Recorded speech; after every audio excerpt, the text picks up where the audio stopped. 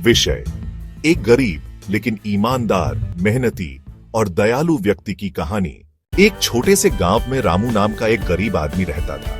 उसका घर मिट्टी का बना हुआ था और रोजी रोटी चलाने के लिए वह दूसरों के खेतों में मजदूरी करता था। उसके पास न ज्यादा पैसा था न ही जमीन, लेकिन उसके पास जो था वो था ईमानदारी, मेहनत और दयालु हृदय। रामू रोज सुबह सबसे पहले खेत पर पहुंचता, पूरे मन से काम करता और शाम को थका हारा घर लौटता। गांव वाले उसकी ईमानदारी और स्वभाव से बहुत प्रभावित थे, लेकिन गरीबी उसके जीवन का हिस्सा थी।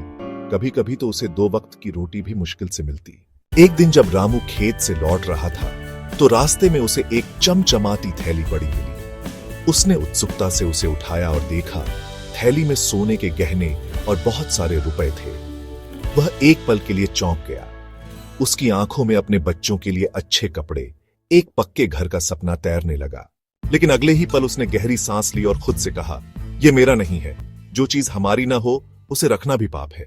रामू सीधा गांव के सरपंच के पास गया और बोला, सरपंच जी, मुझे रास्ते में यह थैली मिली है। इसमें बहुत कीमती चीजें हैं। कृपया इसकी असली मालिक को ढूंढिए। सरपंच भी रामू की ईमानदारी से बहुत प्रभावित हुए।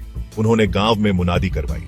कुछ ही समय में एक बुजुर्ग महिला रोती हुई आई और बोली, ये थैली मेरी है। मेरे बेटे की शादी के लिए जेवर ले जा रही थी, रास्ते में गिर गई। थैली देखकर वह महिला रो पड़ी और रामू को गले लगाकर बोली, बेटा, तू ना होता तो मैं सब कुछ खो देती। भगवान तुझे खुश रखे। उस महिला ने रामू को इनाम में कुछ सोने की चीजें देनी चाहिए, लेकिन रामू ने विनम्रता से मना कर दिया। यह देखकर गांव के जमींदार ने रामू को अपने खेतों का मुनीम बना दिया।